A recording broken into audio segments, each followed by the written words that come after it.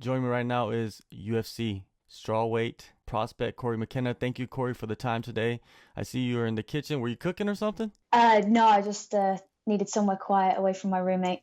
All right, no worries, no worries. All right, let's after the Contender Series, you said that you got your visa to train over in the States. Did you go back to the UK or did you stay stateside and just continue your training? No, I stayed out here, obviously, with the coronavirus and everything. It's Mm. very difficult to travel back and forth anyway. So I figured capitalize on obviously the fact that I had the travel restrictions waived. And yeah, just jumped on it and moved straight out here after the fight. How has the last couple of months been training at Team Alpha Male? Yeah, it's been amazing. Obviously, I've been coming out here consistently for the last few years. I pretty much done 3 months on, 3 months off for, yeah, I think the last 2 or 3 years now. So naturally, like, I'm very comfortable here. I've already built up a good base and a good relationship with everyone in the gym. So it's kind of almost like coming back to my second home. You also teach classes. Talk about your duties as an instructor. Yeah, so I'm teaching the kids program. The Mouth Mel, there's obviously another coach as well. So the two of us kind of split it between us. Yeah, I've been coaching jiu-jitsu, Muay Thai, and boxing. So it's great fun for me. Like, I get to break things down. I get to work with the kids, which is always funny. And like I say, I've been coaching since I think I was 14 or 15 when I started teaching the kids classes at BKK. So it's kind of always been a consistent thing for me. So it's nice that I can kind of keep that in my routine out here. And like I say, I've always loved working with kids and teaching people and passing on the knowledge anyway. So yeah, it's nice. It must be a hectic schedule though, teaching classes, having a training camp. Does it almost become a burden? Oh, not at all. Like, I'm living the dream, like, quite Mm. literally. This has been a massive goal of mine for years. So I absolutely love every day. I'm in the gym probably about like 8:30 in the morning, and I leave at like about 9 p.m. Like, I don't go home in between. I just make myself a little packed lunch, and I go chill in the offices. So I've fully moved into the gym near enough. So yeah, but that's the lifestyle I've always wanted to live. Like, so no complaints here. I like to be busy. I like to be, keeping going and working hard. So yeah, it's been great, to be honest. Who are the people you've been training with more closely over the last few months? In terms of training partners, that like for rounds and stuff, the main one's obviously Sarah McMahon. I'm always working with her. I've been going up to CSA to get a lot of looks off of the girls up there. Like, they've got obviously world champion kickboxers. A lot of the UFC girls go through there as well. Um, Two of them are actually on the same card as me, which is interesting. In my weight division as well. I've got one of the guys called Hector. He's always doing my rounds. Like, he's a bit smaller, and like, he comes in and does my private sessions with me and kind of really makes sure I'm getting the work and getting the drills in. Uh, there's loads to list, to be fair. Like, I'm so fortunate here. Like, there's so many people that are willing to go out of their way to help me out and make sure that I'm getting what I need for my fights. And like I say, the coaching staff are amazing and putting so much time into me and make sure I'm more than ready. Uriah Faber coaching you, but then you go to CSA, you mentioned, and work with Coach Kerry, and that guy, he's a wizard, right? Like, just working with him is must be a dream. Yeah, like I say, it's a recent addition to my training schedule, but definitely one that I intend to, keep up with. It's been great. Like, it's nice that they have that close connection. Like, their guys and girls come down to us for some wrestling and grappling, and then obviously I've been going up there with a few of the lads on a Saturday. But yeah, like you mentioned, Uriah, like, he puts loads of work into me. But I've also got like Danny Castillo and Coach Joey as well for my boxing. Like, Coach Joey puts in like a lot of work. He's making sure my hands are ready. Danny's obviously phenomenal with his wrestling and MMA background. So yeah, like, I'm so fortunate for the coaching staff I have around me at the moment. How much do you think you've transformed in the last couple of years, just going back and forth to Team Alpha Male? Oh, like, it's I can't even put it into words really. It's been massive, like a massive game for me. Obviously, I've always, I've been training professionally, like, full time since I left school at 15, nearly 16. So making the transition and coming out here regularly, getting those looks off people like my size, or like, um, you know, even like the big guys, obviously they're very experienced in the sport. So it's definitely a good look for me. I get a lot of skills from them, and obviously like coaching staff as well. Like I get different looks out here. My gym back home was amazing. I still have Jack coming out to corner me for this next fight. Like he'll always be a massive part of my game. But yeah, like Team Alpha Males obviously helped me improve leaps and bounds. You're fighting Kay Hansen. She's another young prospect in the division. Were you surprised by this matchup? Because it seemed like a lot of the Contender Series fighters making their debuts were matched up with veterans. I wasn't necessarily surprised that obviously a lot of the if you looked at the division beforehand, like everyone was kind of booked up anyway, which was actually something we discussed. I was like, oh well, like what options have we got? And they were kind of like, well, everyone's booked up, so do you want to wait or do you want to take whatever we got? And I was like, give me whoever you've got. So but like it's not a fight that necessarily concerns me or anything like that. I don't think it's a bad matchup in any way. Like you say, like, yeah, we're both prospects, but I don't think it's make or break for either of us. I think we're both going to go out there and put on a strong performance, and regardless of the outcome, I think we'll both remain like top prospects. Oh, definitely.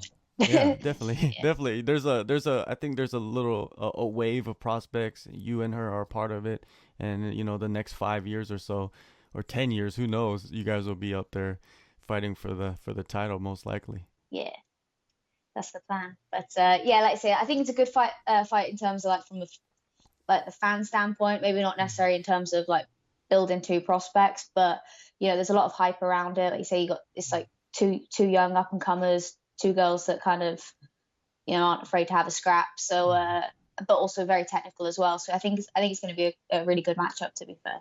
On that side, what are your thoughts on her and how she stacks up to you, skill for skill?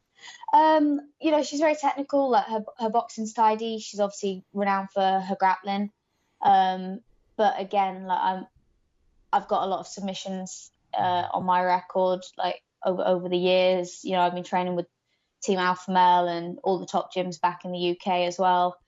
So I think I edge it on the technique personally, and also like I'm a very stubborn person. So I think like mentality wise, and as cheesy as it says, like I've got the heart. You know what I mean? So I think it's going to be a very technical fight, a very skillful fight, but I don't really see any area where I'm necessarily going to struggle or lack. What do you feel separates you from, like all the other up and coming fighters in the division?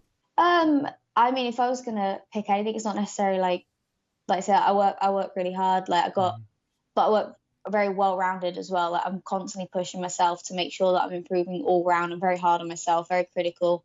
Like I said, I'm in the gym all day, every day. So I think like just on work ethic alone and sheer determination, like I really do believe that I can obviously go all the way. Like I've got the confidence in myself and my coaching staff, like coaching team, like that they're really, like pushing me and making sure I'm ready for every opportunity. So, I think I'm very like got the confidence going in there. And I think that's kind of all there is to it, really. All right. How do you see yourself getting your first UFC victory? Oh, I'm definitely going out there looking for a finish. I've been saying this every fight. Like I would obviously like a stand-up stoppage or a knockout. I've got my subs, I've got my TKOs. But like I said, I think it's going to be a very grappling heavy fight personally. As much as we've both been working our striking, like, they say old habits die hard. And like stylistically, we do match up pretty well. So yeah, never know. Maybe I can submit the girl that everyone's raving on about for a submission game. Yeah, definitely. Now, your age will always be a talking point, when you're fighting. Do you look at other fighters that entered the UFC at a young age and learn from maybe some of the mistakes they've made? To be fair, when it comes to like my career, I very much trust my manager, which is Jack. So he's been working with me since I was like 12, 13, from as a coach. Now he's my manager, my corner man. I very much just trust his decision making. Obviously, I always say this, but someone said it to me when I was a kid and it stuck with me. Like a fighter's job is to be willing to fight anybody. A manager's job is to stop them. So, I'm willing to jump in there against anyone. I'm willing to kind of take all the fights and just work hard and make sure I'm going out there and putting on strong performances. And I trust Jack will will pave the way sensibly for me. It's good to see that you have good people around you, people that have been there from the beginning, and I think that's so important for a fighter too. You know, like you said, a fighter is willing; they should be willing to fight anybody. But that is a good expression. I like that. Yeah, well, Jack has laughed before. He said like he is constantly just having to hold me back. Like, you know, it's like a running joke at the moment. Like the coaches come in the gym and they're like, "Go home," you know. So everyone's trying to not hold me back, but like, you know, save me from myself sometimes, because I do have a tendency to do too much or want to do more. Or so yeah, I'm surrounded by a load of great people. They've all got my best interests at heart, and you know, come fight night, I think that will really show. Do you ever feel, you know, that you are overtraining because you're at the gym all the time? I've been very good with you know, making sure I'm not doing too much. I've written out my schedule. I've discussed it with coaches. You know, if ever I'm fatigued or got an injury, like we work around it. I am trying to be proactive with not doing too much. You know, when I first started training full time, like I was doing 5 sessions a day. I was just, you know, I was under eating. I was just like, I just went crazy for it. But you know, I think I learned with the last fight. When I say I learned, everyone pointed out that sometimes less is more. You know, wasn't really training because of the coronavirus. Oh, well, I was training, but it wasn't as intense as usual. You know, I took it on short notice, so I didn't have time to stress and overtrain for the fight. You know, and I went out there and I felt good. So I think kind of that maybe proved to me a little bit that I don't need to be sneaking off for extra sessions and training when people are telling me to rest. So I'm being a lot more sensible recently anyway.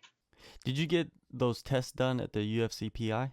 I haven't been yet. Obviously, because of the coronavirus, we were pretty much quarantined in the hotel for the entire thing, and because of how rushed it all was as well, I didn't get out there until I think I landed late Friday night, and then obviously fought on Tuesday. So by the time everything had happened, like we'd done all the filming, we'd cut weight, we made weight, we fought. Like it was all kind of a bit of a whirlwind. I'm hoping I'll get out there soon. Like I said to one of my friends the other day, I was like, I might actually cry when I turn up there. I was like, wanted to go to the Performance Institute for years. It's athlete heaven, it looks like. So I'm looking forward to making the most of that for sure. All right. One last thing before I let you go, I just wanted to get a quick question in about the division. Zhang Weili, she's sitting at the top of the division. Who do you believe has the best chance to dethrone her, you know, in the top 15? That's a really tough question. You put me right on the spot there. Jeez. To be fair, yeah, she's decent. I mean, if no one does it in a few years, I for sure am up for that challenge. But it's so close in the top 10, like so close. That's really. So you feel like there's a few girls out there that could give a run for her money? Yeah, I think I always say, especially with the women's divisions, like probably top 10, if maybe top 5. Like it's so close. Like it's a literal game of inches. I think I don't want to say puncher's chance because you know everyone's working so hard. There is no luck involved, but I think once you get into that top 5, like the girls are looking sharp. Like you know they're at a very high level. A lot of them are very well rounded now as well. Like you know we don't really get those conventional strikers versus grapplers. So yeah, I think to be honest, like that the top 5's looking real good. And it could just be a case of whoever has the best night. You know what I mean? Who's feeling good, who's most prepared. So it is all so close. But yeah, obviously Wheelie is very good in herself. So it's definitely gonna be a tough fight for whoever steps in there. I think this year has been so crazy that people forgot about the last fight she had, which was the greatest fight, a lot of people say, in women's history. Do you feel Joanna won that fight? A lot of people believe that she did. I have a very bad memory, but thinking back now, I'm pretty sure I agreed with it. But like you say, it was a very impressive fight. It was amazing to watch. And like you say, it's cool that people are kind of, you know, like the women's MMA is getting up there now, and it's like you say, that's probably one of the greatest fights, or at least this year. So yeah, it's fun to watch. Hopefully, I can have a performance like that soon. Maybe a little bit less damage, but yeah, you know, yeah, it's pretty cool. All right. Well, November 14th, you make your UFC debut in Las Vegas. The best place to make your debut, I believe. And good luck on your future and all the best. Thank you, Cory, for the time. Thank you. Thanks for having me. Pick a move in the ring. You can hit me with a word. would you flee?